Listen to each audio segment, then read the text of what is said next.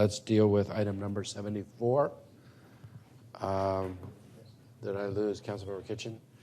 On item number 74, there's a yellow sheet that's been passed out, I think, on the dais.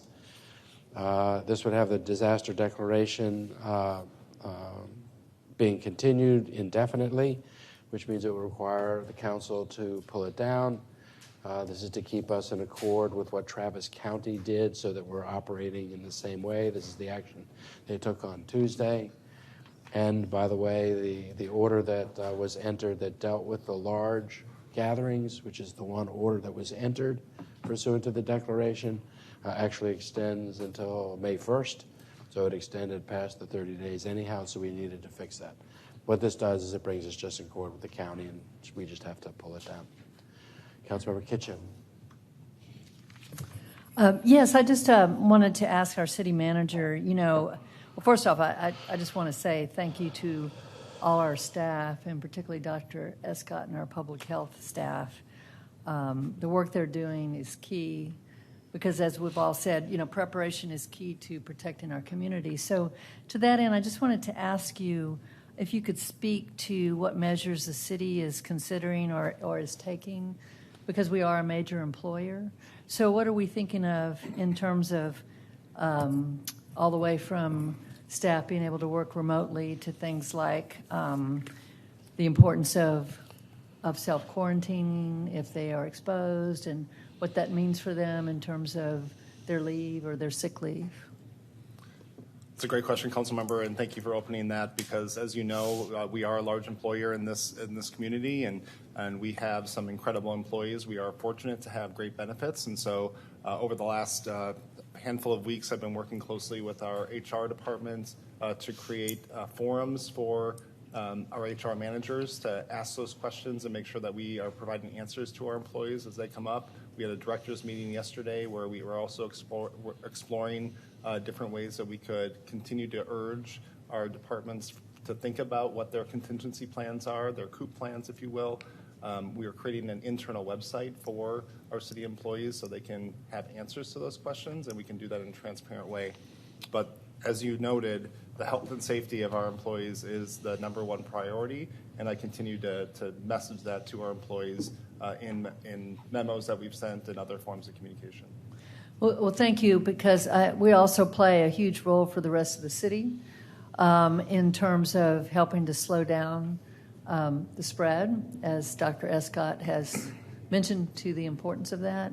So I think as a major employer, we can set an example of what other employers can be doing. And so I do think it is important that we actually make it possible for people to practice, to do safe practices, including staying home and including quarantining themselves. And so I would ask you to consider what that means in terms of people's ability to take leave, including sick leave. Councilmember Poole, then Councilmember Flanagan. I just wanted to make the motion to approve the revised version that's in there. Councilmember Poole makes the motion to approve item number 74, seconded by Councilmember Kassar. I'm sorry? I signed up for that item. Okay.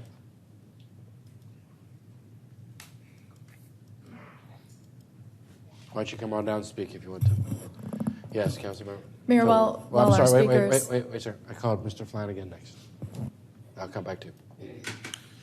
So we talked about this on Tuesday, and we were originally doing a 30-day window, and the way it was explained was that just sets kind of a shot clock, so we're making sure that we come back and review it and renew it. So it doesn't sound like this is too substantive of a change. Are you not hearing? No. It doesn't sound like it's too substantive of a change, because rationally we would be getting regular updates from staff and from our public health officials and be evaluating this not once every 30 days, but sometimes feels like once every 30 minutes. So it doesn't seem like too substantive of a change in that regard. I know there are a lot of folks that are concerned about what impact this is going to have on folks who still need to go to work, who still need to pay their rent. As Dr. Escott said, the economic impacts can have public health impacts. And I want to encourage all my colleagues to check the message board. I posted on the message board yesterday initiating the work on how we can make sure that folks are still able to be safe and eat, and especially related to South by, and as we think about those impacted by South by directly being a much more local issue than the larger economic impacts that I hope a more functional federal government might do. Maybe we'll get one someday. But at the very least, I encourage all of y'all to participate on the message board to the extent that you can. Councilmember Tovo. Thank you. Oh, wait. Oh, yeah, right. Mr. Pena. Females first. No. I'm a strong supporter of women's rights. Gus Pena again. I just wanted to thank Dr. Ascott also, but also don't forget about our Director of Health and Human Services, Stephanie Hayden, who has been very instrumental on educating the community, educating y'all, and educating sometimes Dr. Ascott also. I know who he is. So anyway, this is... I've never seen anything like this before, not even overseas where there were tropical diseases. But I just want to thank the staff, and I tell people, don't shake hands anymore. Just giving them a little bump or whatever, and this is spooky. This is very spooky, but thank the good Lord we have good staff members and council members that will listen to the community. And I just leave it at that, but we're not out of the woods. I heard that we have people already here in Austin that are already ill with the illness, and so thank you very much for that. And again, thank you very much for that, and also working hard with the homeless, because this impacts them also. Thank you very much. Thank Bye. you. Councilor Tovo.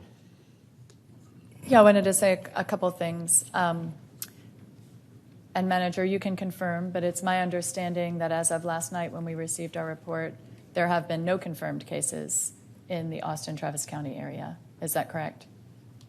That's correct. Yeah. Okay, thanks. And I wanted to encourage members of our community. I know our office has gotten some questions, as all of our offices are. And we had a very good discussion in our work session on Tuesday with the health director, the medical director, who I'd like to just encourage members of the community who might be watching this, that was a good discussion and could be useful and might answer some of the questions that you may be facing. That's available on our city website, but the city has put together and is updating regularly information about the coronavirus with precautions and other information. And so that's also available as a direct link from our city website. And so I know that we're getting questions and sending people there, or sending them to 311 if they're a business in this community. You can get transferred to public health and get specific information about how you might address it as a business. And so thank you, City Manager, for all the work, the tremendous work that our public health department is doing, but also thank you to our communications staff for keeping that regularly updated, because there are lots of concerns and lots of questions, and having that site where people can go to and get correct information about what the situation here is in Austin is very, very useful. Councilmember Flanagan, thank you. I did see your message board post. I think that's a very important effort. I have some specific suggestions that have come to me from members of the community and that my staff and I have been working on. And so over the next couple of days, we'll be trying to figure out what the best route is for that, since you have already selected your co-sponsors. This is definitely an issue that is tremendously impactful on businesses in my district, and I really support your effort, and we'll be also doing some work on that. And again, I'm going to give some thought to whether that needs to be a separate item, or whether it would make sense as amendments to yours. But I think that's a very important conversation to continue from our conversation on Tuesday, when we directed our manager to be really thinking about ways that the city could be instrumental, whether it's the waiver of permit fees or other kinds of programs for our small business, how we can really address the economic need that some of our businesses are facing. And as we know,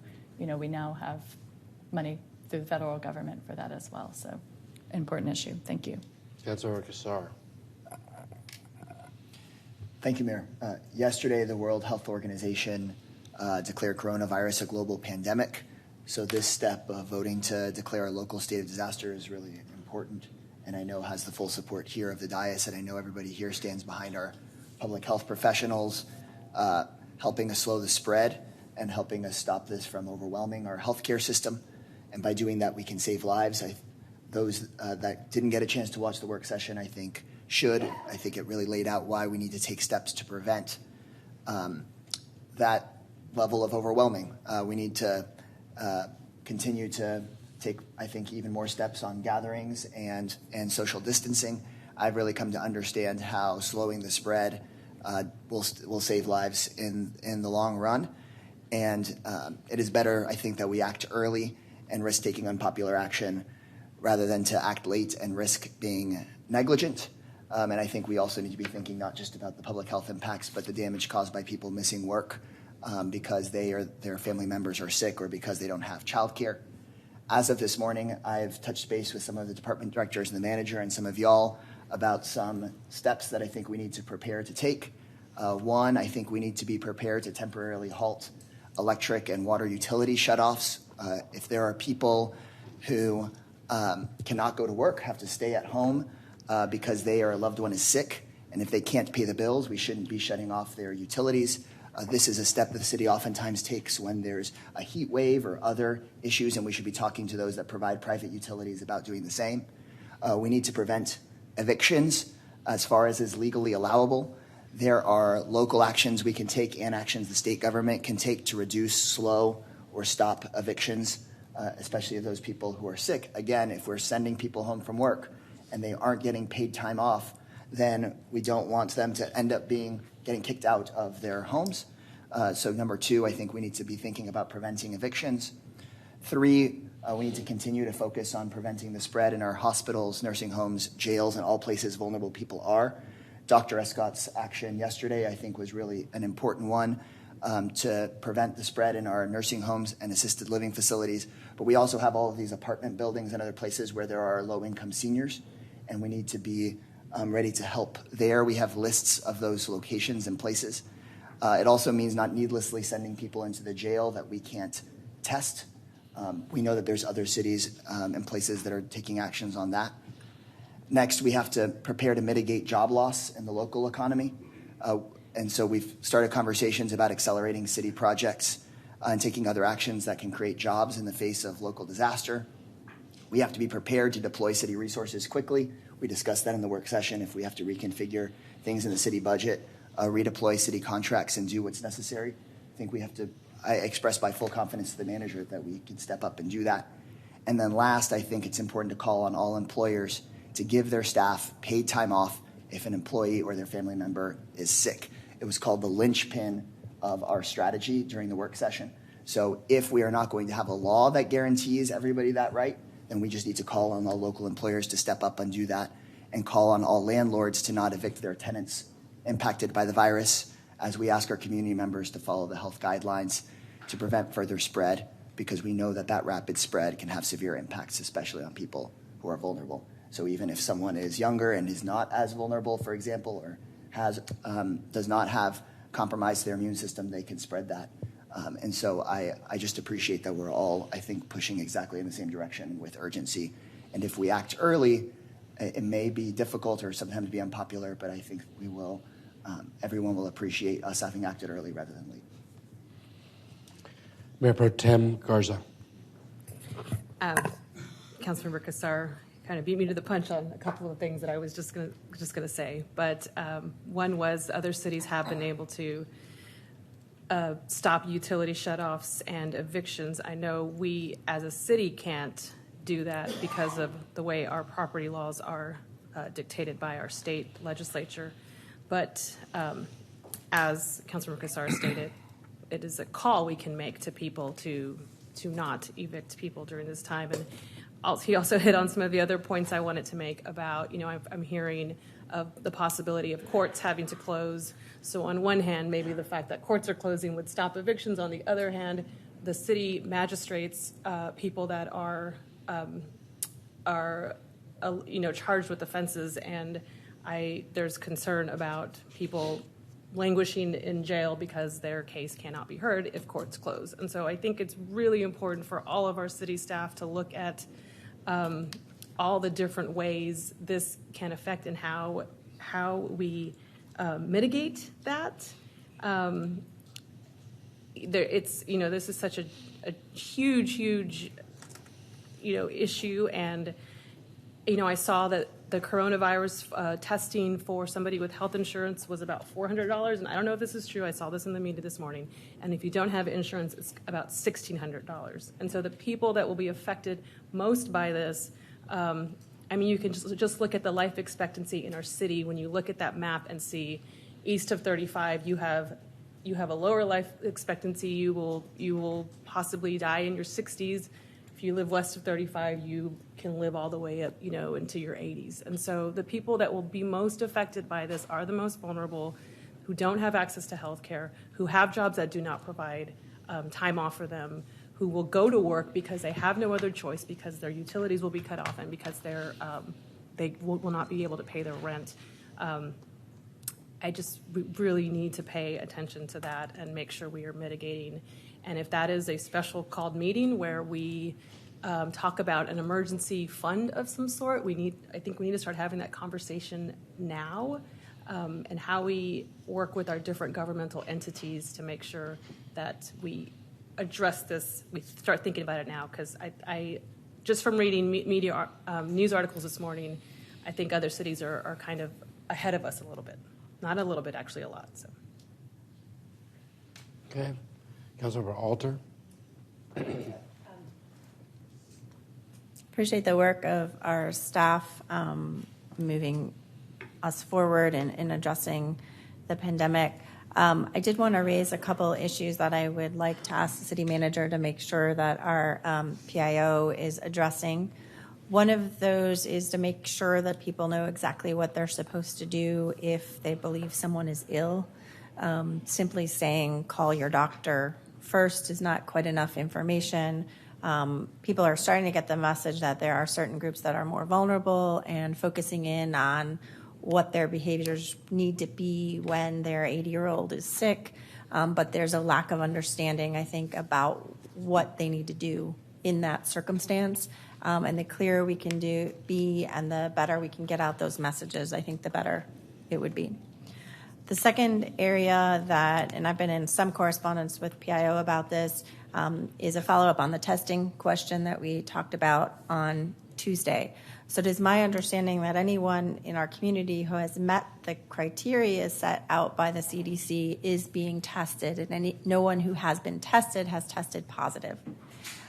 Questions are being raised whether there are people out in the community who have the virus but are not being tested because they're not meeting the criteria that are set forth by the CDC. And were it to be true that there were a lot of people out there that had coronavirus that were not being tested, we would be behind the game in our preparations. So I think we need to get some clarity on what we know from other places as to whether folks who don't meet the criteria could be reasonably anticipated to have the virus. And if we think there's a population of folks who might, then we may need to be accelerating some of our preparation. Again, I know that anyone who meets the criteria is being tested, but there is a question that is out there that I think should be addressed sooner rather than later, because it has large implications for what we're doing in terms of preparedness. I do not know the answer. I just know that's a question that we need to address, and depending on the answer, be prepared for. Thank you for raising those, Councilmember, and we will make sure to include those as best we can into the Q&A on the website. While we're having this conversation, I would point out that there are things that people can be doing in the community. Everybody should be washing their hands for an extended period of time. People shouldn't be shaking hands. We should be fist bumping or the Moss thing, or I think somebody's added now the Star Wars, what's Star Trek greeting. It's important to know that those are things that are being suggested, not just so that people can do something, so they can feel like they're doing something. But perhaps the most effective thing we can be doing to stop and slow the spread of the virus is to do that. In addition, there's some community members that have stood up some funds to try and bring relief to folks that have been most injured with the cancellation of South by Southwest and least able to sustain that injury. One such fund is Stand with Austin. It's the Austin Community Foundation and the Entrepreneurs Foundation. They've raised $260,000 in match. If the rest of the community will equal that, that would get that fund kicked off with a little over $500,000. So I would urge people to go to austincf.org for that. There's also a pub crawl happening on Sunday with the Austin Justice Coalition to support some folks. That's #SouthByBYE. The Red River Merchants Association has a GoFundMe account called Banding Together ATX. There are probably more than that, but those are 3 places I'm aware of that we can all be participating in, and I echo the comments of my colleagues. When as a community we stepped forward and pulled down South by, it was a really painful thing to do in so many ways, disruptive in so many ways, but when you look at what's happening around the country now, it puts into context what we did, and it's not an outlier at this point, and we need to continue our vigilance to keep the community safe. Councilmember Tobo. Yeah, thank you to all of my colleagues for their suggestions and ideas. I know Local Progress sent out some information today about what other cities are doing, including utility, not cutting off utilities. City Manager, I would concur with my colleagues, Councilmember Cassar and Mayor Pro Tem Garza, in the importance of taking those kinds of steps right now. And I don't want you to hesitate in taking some of those actions and waiting for an IFC. So that's something that the Austin Energy already has the ability to do with the high temperature. If there are actions that you need the council to take, I would ask that you work with your staff and have those on our next agenda, on our March 26th agenda, or, in absence of that, start that practice beforehand. So I don't know whether you feel that you need direction from council or whether you need us all to weigh in on something like that, or if that's something that you can be proactively working with your staff to consider and to bring forward. Thank you for opening that door, Councilmember. I think that this dialogue and the show of solidarity with the council and this dais to be able to really make sure that we provide those programs. As you mentioned, there are existing programs that we do have, and so how can we highlight those, or if we need to initiate them even before council would be able to take action. If I can do that administratively, I will certainly be doing that. I know that discussions among staff have already started, and so our Austin Public Health and Economic Development departments have been starting those discussions. They look forward to continuing them as we move forward. But I will absolutely not hesitate to call a special called meeting or to ask the mayor to call a special called meeting if we need to do something sooner. Yeah, as it was a council policy action that did the utility cutoff cessation in high temperatures, and it's just tied, as I recall, just tied to temperatures. So if you need council action to tweak that, I would ask that you put that on our agenda. Will do. If it's possible to tweak it without, I think Councilmember Cassar raises a really good point that is an important step, and taking it sooner rather than later is probably important. Understood. And I just want to highlight some of our local businesses already thinking about how to address this in really important ways. The Soup Peddler, for example, which is a homegrown Austin business that's just setting a great model for others, has announced yesterday that they're offering unlimited paid sick leave to their employees to encourage them to stay home when they're ill, for the safety of their customers as well as their staff. And so, those are good. We have other really great examples in our community of businesses that are rallying in positive ways. And so I appreciate those who are setting that example for others. Okay. Anything else on this item? All right. I think we're on item number 74. Been changed on the yellow sheet. Those in favor of 74, please raise your hand. Those opposed, unanimous on the dais with Councilmember Harper Madison off. Okay. I think those were all of the consent items that we had. Let's pull up item number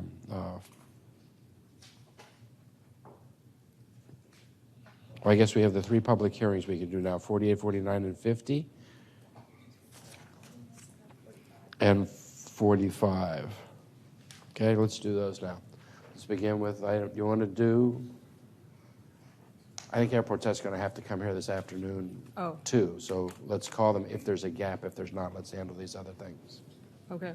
Okay? But we'll do that if it turns out there's a gap.